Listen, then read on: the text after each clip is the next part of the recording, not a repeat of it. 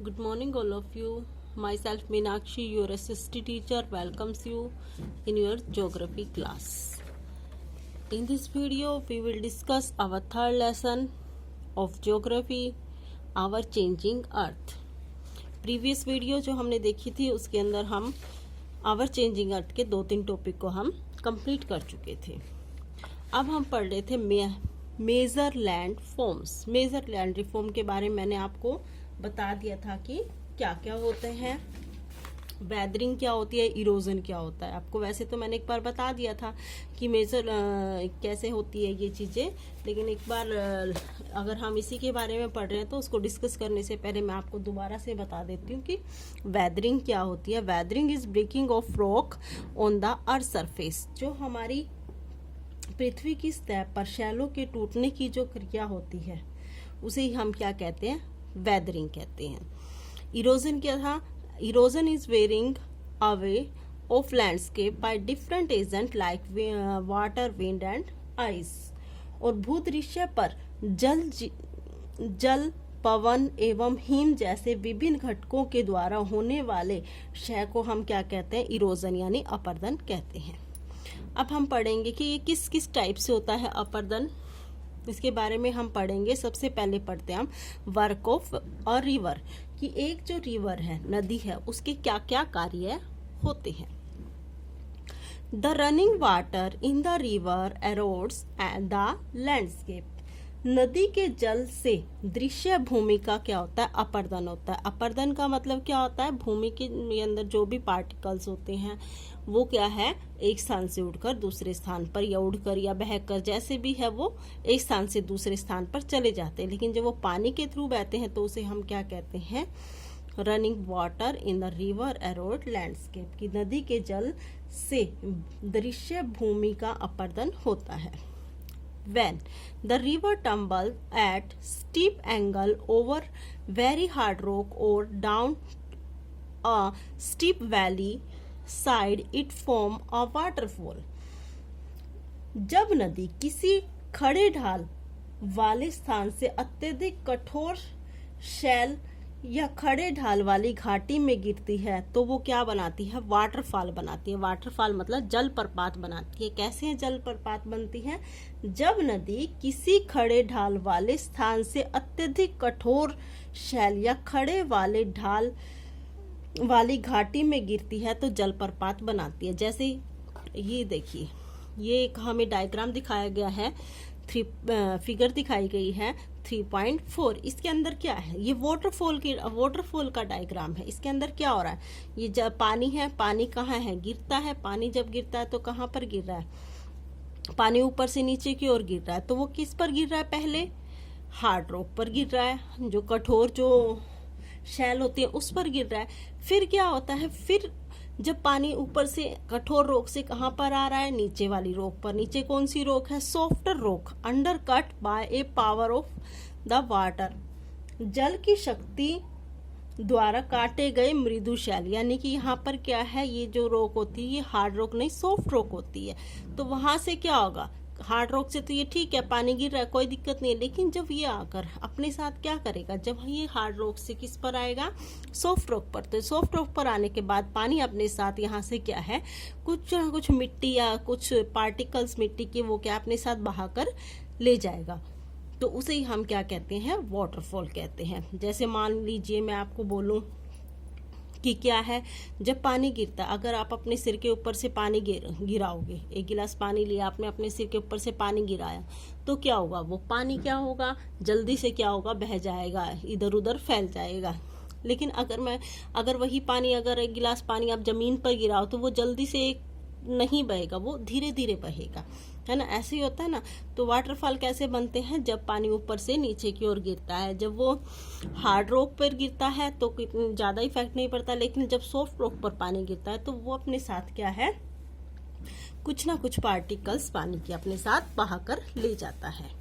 जैसे इसके अंदर हमने एक ये चीज़ दिखाई है, डू यू नो, क्या आप जानते हैं, देखो, there were thousand of small waterfall in world के अंदर क्या है, बहुत सारे क्या है, छोटे छोटे वाटरफॉल है.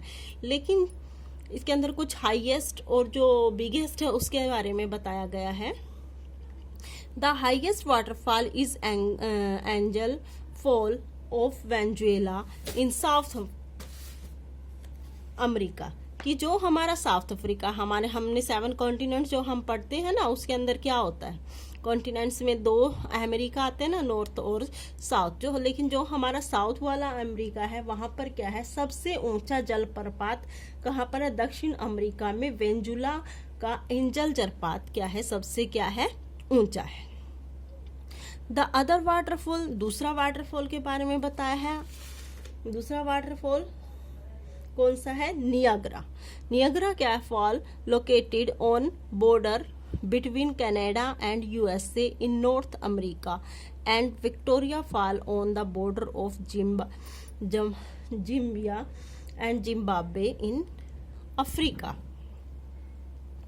जो ये तो हमने सबसे कौन सा पढ़ा था, हाईएस्ट पढ़ा। अब उसके बाद हम बात कर रहे हैं द अदर वाटरफॉल, और the other waterfall Niagara Falls located on border between Canada और जो यूएसए है उनके बॉर्डर पर स्थित है, वो एक बड़ा वाटरफॉल्स है। एक वो कौन सा है, एंड विक्टोरिया वाटरफॉल है, वो कहाँ पर है, जिम्बिया और जो जिम्बाब्वे है अफ्रीका के अंदर, उन दोनों के बॉर्डर पर स्थित है। ठीक है, अपने ही जैसे यहाँ पर सबसे अपने यहाँ भी पाया जाता है इंडिया के अंदर, उसके बारे में आप बताएंगे कि वो कौन सा होता है। इंडिया के अंदर सबसे जो बड़ा या जो सबसे हाईएस्ट वाटरफॉल है वो कौन सा, उसके बारे में आपने बताना है और कमेंट करके मेरे नंबर पर उसको आपने सेंड करना है। ओके स्टूडेंट्स, नेक्स्ट है, अब हम रिवर्स के बारे में पढ़ेंगे। As the river enter the plain, it twists and turn, forming large bands known as meander. meanders क्या होते हैं, विसर्प बोलते हैं हम जिसको, विसर्प यानी जो सांप की तरह ऐसे ऐसे होते हैं, ऐसे ऐसे जो होते हैं ना, वो क्या होते हैं, meanders होते हैं। As the river enter the plain, कि जब नदी मैदानी क्षेत्रों में प्रवेश करती है तो वो क्या करती है, twist and turn forming large band, तो वो क्या करती है, तो वह मोड़दार मार्ग पर बहने लगती है, उसे ही हम क्या कहते हैं, मियंडर्स कहते हैं, विसर्प कहते हैं। ये जो मोड़ होते हैं, ये जैसे इसके अंदर दिखाई, ये जो मोड़ है, ये जो मोड़ है, ये जो मोड़ आते हैं, इसे हम क्या कहते हैं, मियंडर्स कहते हैं। Due to continuous erosion and deposition along the side of meander, the end of the meander loop come closer and closer. अब इसमें बता रहा है कि इसके बाद विसर्प अपने किनारों पर लगातार क्या करते हैं, जो उनके किनारे होते हैं, यहाँ पर ये जो किनारा है उनका, तो वहां पर वो क्या है, अपर्दन एवं निक्षेपण की प्रक्रिया शुरू हो जाती है। और विसर्प लूप के कारण वो क्या हो जाते हैं, एक दूसरे के नजदीक आने लगते हैं। ठीक है, ये क्या होता है, ये जैसे ये ऐसे बन रहा है, इसे हम क्या कहते हैं, मिएंडर कहते हैं। ठीक है, और इसके साथ क्या है, नदी कुछ अपने साथ क्या बहा कर लाती है, कुछ ना कुछ मिट्टी वगैरह जो बहा कर लाती है, तो वो क्या है, कहीं ना कहीं उसको डिपॉजिट करती है। ठीक है, जैसे ये मिएंडर बना, यहाँ पर उसने मिट्टी को क्या कर दिया, डिपॉजिट कर दिया, ये क्या होता है, मिएंडर होता है। In due course of time the meander loop cut off from the river and form a cut off lake, also called an oxbow lake. oxbow lakes क्या होती हैं, अब क्या है, oxbow lake क्या होती हैं, समय के साथ विसर्प लूप नदी से कट जाते हैं और एक अलग झील बना लेते हैं, जिसे हम क्या कहते हैं, ओक्सबो लेक को हम हिंदी में क्या बोलते हैं, चाप झील। जैसे मान लो ये क्या है, ये मिएंडर्स हैं हमारे, ऐसे ऐसे मिएंडर है। ओके, तो ये मिएंडर्स क्या होता है, कुछ समय के बाद अपने स्थान से अलग हो जाते हैं, यहाँ पर आकर ये नदी यहाँ से कट कर इधर चली गई। मान लो जैसे हम ये बोलते हैं कि ओक्स, क्यों इसका नाम रखा है, मतलब इसको हम क्या कहते हैं, जैसे हम बैल को देखते हैं, बैल के ऊपर ऐसे वो कुबर सा बना होता है ना, ऐसे बना होता है ना, तो इसीलिए इसका नाम क्या है, ये ऐसे कट जाते हैं, तो इसीलिए इसको हम क्या बोलते हैं, वो लेक बोलते हैं। ऑक्सबो लेक क्या होता है, समय के साथ जब ये जो विसर्प लूप है नदी से कट के साइड में हो जाते हैं तो उसे हम क्या कहते हैं, ऑक्सबो लेक कहते हैं। At time the river overflow its bank, this leads to flooding of the neighbourhood area. अब कहते हैं कि समय के साथ साथ कभी कभी क्या होता है, नदी अपने तटों से बाहर बहने लगती है। नदी का जो तट है वो वहां से बाहर बहने लगती है अपने निकट, तो उसके जो निकटवर्ती क्षेत्र होते हैं, यानी अपने स्थान से अगर कोई चीज बाहर चली जाती है, जो पानी है अपने स्थान से अगर निकलकर बाहर चला जाता है तो क्या होता है, उसके कारण क्या बनेगा आगे उसके बारे में हम पढ़ रहे हैं। कई बार क्या होता है, फलस्वरूप निकटवर्ती क्षेत्रों में क्या आ जाती है, बाढ़ आ जाती है। As it floods it deposit layer of fine soil and other material called sediment along its bank. ये कहते हैं इसके फलस्वरूप बाढ़ आने के कारण क्या होती है, वो निकटवर्ती क्षेत्रों में अपने आसपास के क्षेत्रों में क्या है, मिट्टी के महीन कण यानी छोटे छोटे जो सेडिमेंट मतलब महीन कण जो है या कोई अन्य पदार्थ अपने साथ लेकर उसका निक्षेपण करती है। This leads to formation of flat fertilised flood plain. और वो जो अवसाद होते हैं, ऐसी मिट्टी एवं पदार्थों को अवसाद कहते हैं, उनको क्या कहते हैं, हम अवसाद कहते हैं। इसके फलस्वरूप क्या होता है, समतल उपजाऊ बाढ़कृत मैदान का निर्माण होता है। ठीक है, अब हम बता रहे फ्लड प्लेन्स क्या होते हैं, मतलब जब नदी अपने साथ क्या है कुछ ना कुछ बहा कर लाती है, कुछ बारीक सेंटीमेंट्स लाती है या कोई अन्य पदार्थ लाती है, तो उसके साथ जब पानी का बहाव कम हो जाता है तो वो कहीं ना कहीं उन महीन कणों को छोड़ जाती है, जिसके कारण क्या होता है, जो इसके कारण क्या बनता है, समतल उपजाऊ बाढ़कृत मैदान बन जाता है, जिसे हम क्या बोलते हैं, फ्लड प्लेन बोलते हैं। The raised bank are called levees. अब इसने कहा कि नदी के उचित तटों को तटबंध कहा जाता है, यानी कि लीव्स। अब इसने बताया ये लीव्स क्या होती हैं, जो इधर अपनी नदी का जो स्थान है उससे बाहर उसने जो ये चीज बनाई है उसे ही हम क्या कहते हैं, तटबंध। तटबंध मतलब किसी भी चीज का यहाँ से इसका बंद होना। As the river approaches the sea, लेकिन जब वो जो रिवर है कहाँ पर पहुंचती है, सी समुद्र में पहुंचती है, तो the speed of the flowing water decrease, तो स्पीड क्या हो जाती है, जो पानी है उसकी स्पीड कम हो जाती है। And the river begin to break up into a number of stream called distributors. तो समुद्र तक पहुंचते पहुंचते जैसे वो धीमी हो जाती है तो उसके कारण क्या होता है, नदी धाराएं अनेक भागों में क्या हो जाती है, डिस्ट्रीब्यूट बढ़ जाती है, अनेक भागों में क्या हो जाती है, बढ़ जाती है। ठीक है, जैसे इसमें दिखाया है, आगे बताएंगे कि कैसे क्या बटेगी तो क्या होगा। The river become so slow that it begins to depose its load. यहाँ नदी इतनी धीमी हो जाती है, यहाँ पर नदी क्या हो जाती है, इतनी धीमी हो जाती है कि जो भी चीजें वो अपने साथ बहाकर, मलबा जो भी मिट्टी के कण है वो अपने साथ बहाकर जो लाए जाते हैं उनका वहां पर निक्षेपण करने लगती है। Each distributary form its own mouth, प्रत्येक वितरिका अपने मुहाने का निर्माण करती है। The collection of sediment from all the mouth form a delta, तो वो क्या करती है, सभी मुहानों के अवसादों के संग्रह से एक डेल्टा का निर्माण करती है। अब जैसे ये फिगर दिखाई गई है 3.6, इसमें क्या दिखाया है कि जैसे ये मेन रिवर है, ठीक है, मेन रिवर क्या है, आगे क्या देखो, आगे पार्टों में बढ़ जाती है, तो इसे ही हम क्या कहते हैं, डेल्टा कहते हैं। डिस्ट्रीब्यूट होगी, यहाँ पर बट गई, यहाँ पर बट गई, तो उसे ही हम क्या बोलते हैं, डिस्ट्रीब्यूट बोलते हैं, यानी ये क्या करती है, एक डेल्टा का निर्माण करती है। नेक्स्ट है work of sea waves. Sea waves क्या होती हैं, the erosion and डिस्पोशन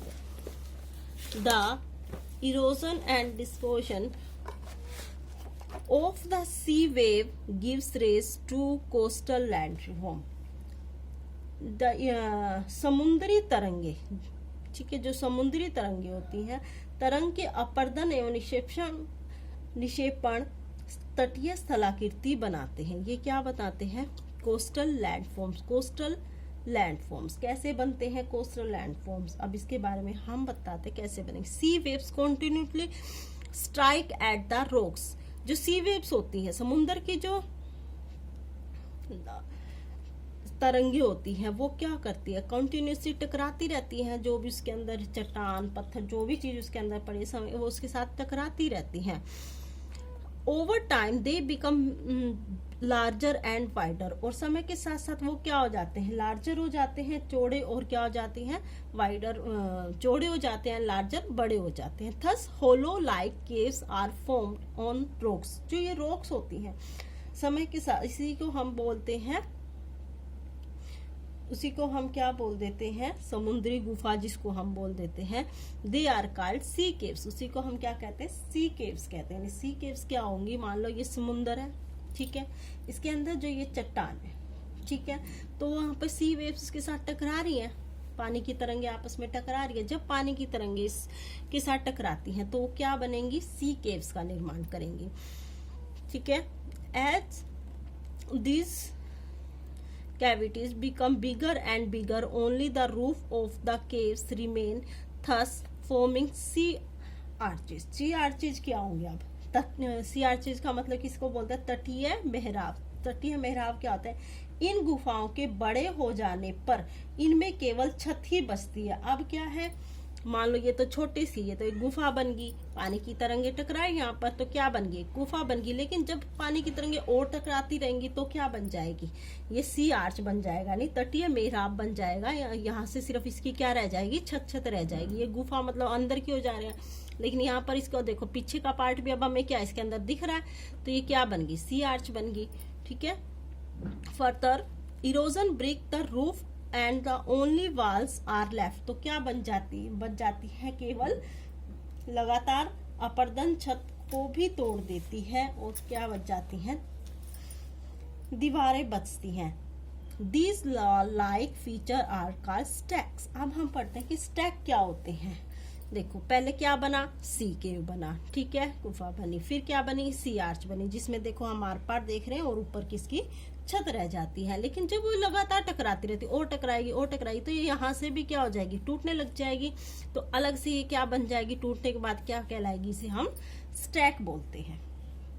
okay, next, the steeps rocky coast rising almost vertical above sea water is called sea cliff। समुद्री जल के ऊपर लगातार उठे हुए ऊंचे शैलीय तटों को समुद्र भृगु कहते हैं, यानी सी क्लिफ कहते हैं। जो ये सी वेव्स उठती है ना, लंबी लंबी जो ये कतारें लगातार उड़ती रहती है, इसे हम क्या बोलते हैं, सी क्लिफ बोलते हैं। This the sea cave deposit sediment along the shores forming beaches. समुद्री तरंगे किनारों पर अवसाद जमाकर समुद्री पुलिन का निर्माण करती है, यानी इसके अंदर कैसे बनते हैं कि वो जो तरंगे होती है वो अपने साथ जो सेडिमेंट्स है उनको वहां पर ड्रॉप कर देती है। ओके, नेक्स्ट है वर्क ऑफ आइस। अब आइस कैसे काम करता है, ग्लेशियर क्या होता है, वर्क ऑफ आइस मतलब हिम नदी के कार्य क्या होते हैं।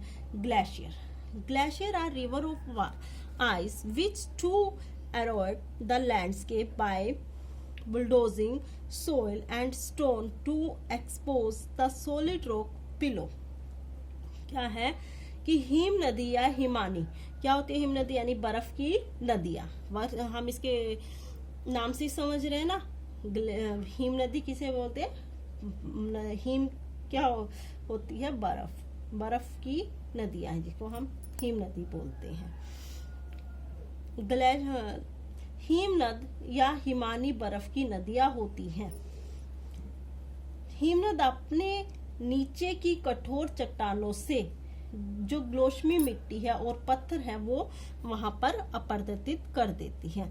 Glacier carve out step hollows there, वहां पर क्या होता है, हिम नदी गहरे ग्रतों मतलब गहरे गहरे गड्ढों का निर्माण करती है।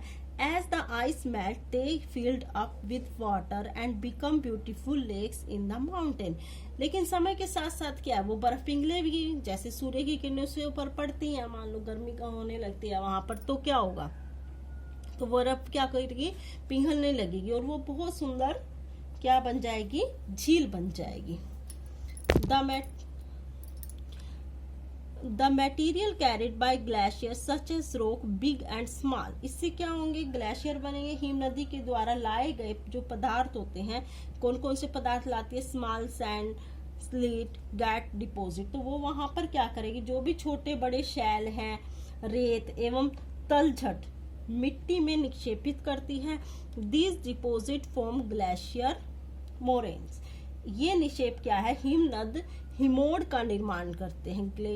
ग्लेशिकल मोरेन्स यानी कि हिमनद हिमोड का निर्माण करते हैं। यानी कि जब क्या होती है, बर्फ पिघलती है, ठीक है, जब बर्फ पिघलती है तो पिघलने के साथ साथ वो नदियों का क्या करेगी, निर्माण। वो भी अपने साथ कुछ ना कुछ सेडिमेंट छोटे बड़े जो भी होंगे अपने साथ बहा कर लाएगी, और कहीं ना कहीं जब उसकी क्या होगी, स्पीड क्या हो जाएगी, कम हो जाएगी, तो उसको वो क्या करेगी, वहीं पर छोड़ देगी। तो इसलिए क्या है, वर्क ऑफ आइस है, ठीक है।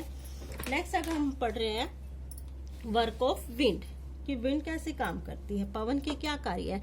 Have you ever visited desert, क्या कभी आप डेजर्ट में गए हो, रेगिस्तान में गए हो। Try to collect some picture of sand dunes.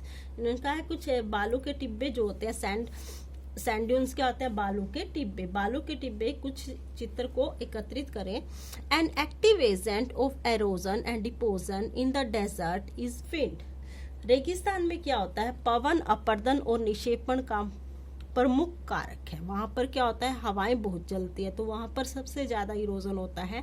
In the desert you can see rock in the shape of mushroom commonly called mushroom rock. ये कहते हैं कि रेगिस्तान में आप छत्रक के आकार के शैल देख सकते हो, जिन्हें सामान्यतः छत्रक शैल कहते हैं। छत्रक शैल क्या होती है, छत्रक शैल क्यों बोलते हैं, इसके अंदर तो दिखाई नहीं हुए, क्योंकि उनकी जो शेप होती है, हमने देखा है जिसे हम बचपन में सांप की छत्र भी बोलते थे, तो उस टाइप से क्या होती है, मशरूम की शेप होती है ना, तो इसीलिए हम इसको बोलते हैं mushroom rocks. Wind erode the lower section of rock more than the upper part. पवन शैल के ऊपरी भाग की अपेक्षा जो निचले भाग होते हैं वहां पर वो आसानी से कट जाती है पवन शैल। इसीलिए देयरफॉर इसीलिए such rock have narrower base and wider top. तो इसीलिए ऐसे शैल के आधार पर संकीर्ण एवं शीर्ष विस्तृत होते हैं। व्हेन द विंड बिलो, जब क्या होती है, हवाएं चलती है। It lifts and transport sand from one place to another, कि जब क्या होता है, हवाएं चलती हैं, हवाएं चलने के साथ क्या होगा, यह रेत एक स्थान से दूसरे स्थान पर पहुंचाती है। When it stop blowing sand falls get deposit in low hill like structure this called sand dune.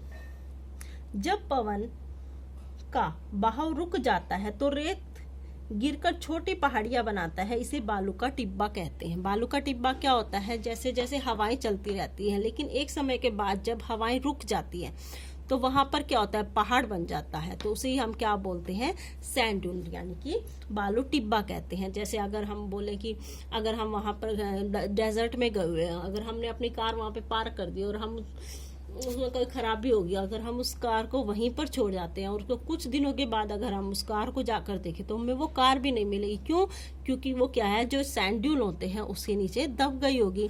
क्योंकि जैसे डेजर्ट में क्या होता है, अगर हम हवा चल रही है वो प्लेन एरिया है, लेकिन जब शाम को देखते हैं हवा चलने के साथ साथ वहां पर क्या होता है, बहुत ज्यादा रेत इकट्ठा हो जाता है, उसे हम क्या कहते हैं, सैंड ड्यून कहते हैं।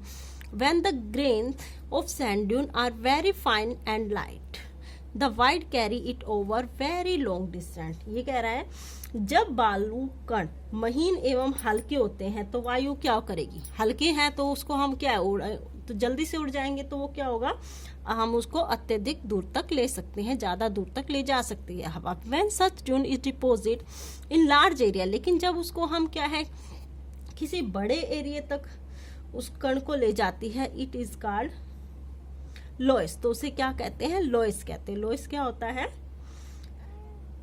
जब बालू कण विस्तृत क्षेत्र में निक्षेपित हो जाते हैं, यानी दूर तक, बहुत ज्यादा हल्के होते हैं तो दूर तक जो कण उड़कर चले जाते हैं उसे ही हम क्या कहेंगे, लोइस कहते हैं।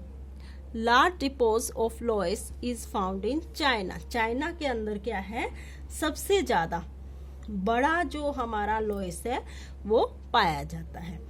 अब अगर मैं बोलूँ ये तो क्या है, जैसे चाइना के अंदर क्या है, गोबी डेजर्ट है। ओके, इसको हम चाइना में क्या है, गोबी डेजर्ट है।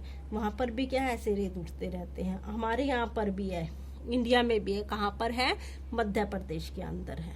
और इनकी जो शेप है वो किस टाइप्स की होती है, लाइक ए मशरूम।